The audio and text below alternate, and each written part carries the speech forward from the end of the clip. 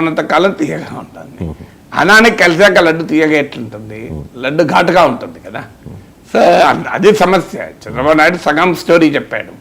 నిజమే, జగన్మోహన్ రెడ్డి పైన ఈ సిక్కి ఒప్పందం లడ్డు లాంటిది. అంటే ఇప్పటిదాకా మనకు చెప్పింది అంటే అధ్యయనం చేస్తున్నామని చెప్పారు. అంటే ఇవాళ లడ్డు లాంటివి అంటున్నారంటే అధ్యయనం అయిపోయింది. అధ్యయనం అయిపోతేనే అది లడ్డు లాగా ఉందని అర్థమవుతుంది కదా. అధ్యయనమే జరగకపోతే లడ్డు లాంటిదని అర్థం కాదు. సో అందువల్ల చంద్రబాబు నాయుడు చెప్పింది నిజం. సిక్కి ఒప్పందం ఎందుకంటే 1750 కోట్లు ఆంధ్రప్రదేశ్లో చెల్లించాము ముడుపుల రూపంలో అన్నది వాళ్ళపైన ఆరోపణ. దానికి డిపార్ట్మెంట్ ఆఫ్ జస్టిస్ మన దగ్గర కాదు, అమెరికాలో, అలాగే యుఎస్ సెక్యూరిటీస్ కమిషన్ డీటెయిల్డ్ ఆధారాలతో ఈవెన్ మెయిల్స్ను, ఫోన్ సంభాషణలు కూడా ఇంటర్సెప్ట్ చేసి కాంక్రీట్ ఎవిడెన్స్తో, ఎందుకంటే మన దగ్గర లాగా 5%, 6% కన్విక్షన్ రేట్ ఉండదు. అమెరికాలో ఒక కేసు పెట్టారు డిపార్ట్మెంట్ ఆఫ్ జస్టిస్ అంటే చాలా హై కన్విక్షన్ రేట్ ఉంటుంది. అంటే అంత ఆధారాలు పకడ్బందీగా సేకరించుకుంటారు. సో అలాంటి కేసు ఉండగా జగన్మోహన్ రెడ్డి లడ్డు కాకపోతే ఏమవుతుంది కేసు? అది డెఫినెట్గా లడ్డు లాంటి కేసే. ఎందుకంటే గౌతమ్ అదాని ఎప్పుడు కలిశాడు, సాగర్ అదాని ఎప్పుడు కలిశాడు, ఎప్పుడు నిర్ణయాలు తీసుకున్నారు.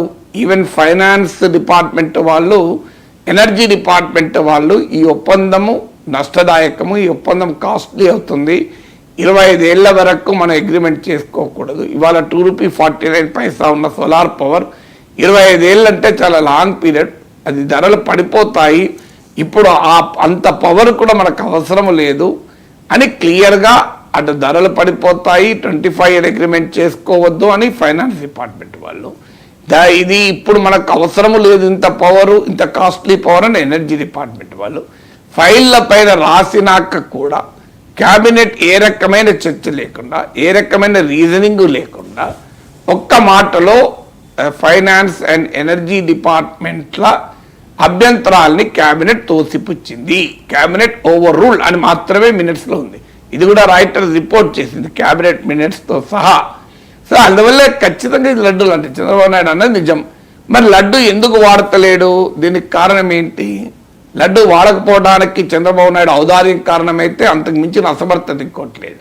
ఎందుకంటే కక్ష సాధింపు కాదు ఇది, చట్టం తన పని తను చేసుకుంటూ పోవాలి కదా. చట్టాన్ని అమలు చేయడంలో, ప్రత్యర్థులపైన అమలు చేయడంలోనే ఇంత భయపడతాడు చంద్రబాబు నాయుడు. సొంత పార్టీ వాళ్ళపైన అమలు చేయలేదు అంటే నేను అర్థం చేసుకుంటా. రాజకీయ ఒత్తిళ్ళు ఉంటాయి. ప్రత్యర్థి పార్టీ తన ప్రధాన శత్రువుపైనే ఆ చట్టాన్ని ప్రయోగించాలని అవకాశం వస్తే ఊరుకుంటున్నాడంటే దాన్ని ఏమనాలి? దాంట్లో ఏమన్నా క్విట్ ప్రోకో ఉందా అని జనం రేపు అనుకోరా? అంటే చంద్రబాబు నాయుడు మీద జగన్ ఏమన్నాడు, జగన్ పైన చంద్రబాబు నాయుడు ఏమన్నాడు, మనల్ని పిచ్చోళ్ళని చెప్తారు అంతే వీళ్ళు. అల్టిమేట్గా ఏం కాదు, చంద్రబాబు నాయుడు పైన కేసులన్నీ రాజశేఖర రెడ్డి ఉపసంహరించుకోలేదా? జగన్మోహన్ రెడ్డి పైన ఉన్న ఏ కేసు 2014-19 కాలంలో ముందుకు పోయిందో చెప్పండి.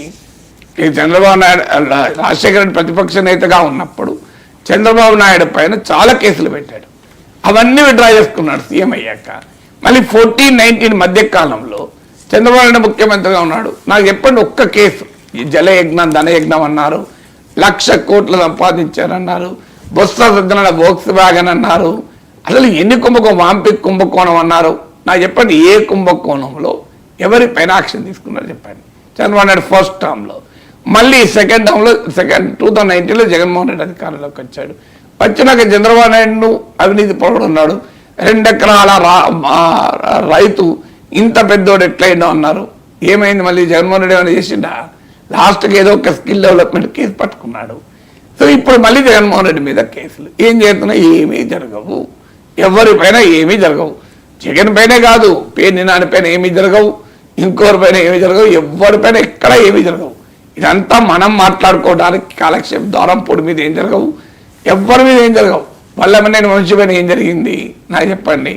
అసెంబ్లీ సాక్షిగా చంద్రబాబు నాయుడు ఫ్యామిలీ పైన అన్న వారికి మీద కేసు ఏమైంది? ఏమైనా అయిందా? పోలీసు సోషల్ మీడియాలో పోస్టులు పెట్టిన వాళ్ళు ఒకరిద్దరు అరెస్ట్ కావచ్చు, ఎవరేమైంది? సజ్జల భార్గవారెడ్డికి ఏమైంది? మీకు వైవి సుబ్బారెడ్డికి ఏమైంది? ఎవరికి ఏమవుతుంది కనుక?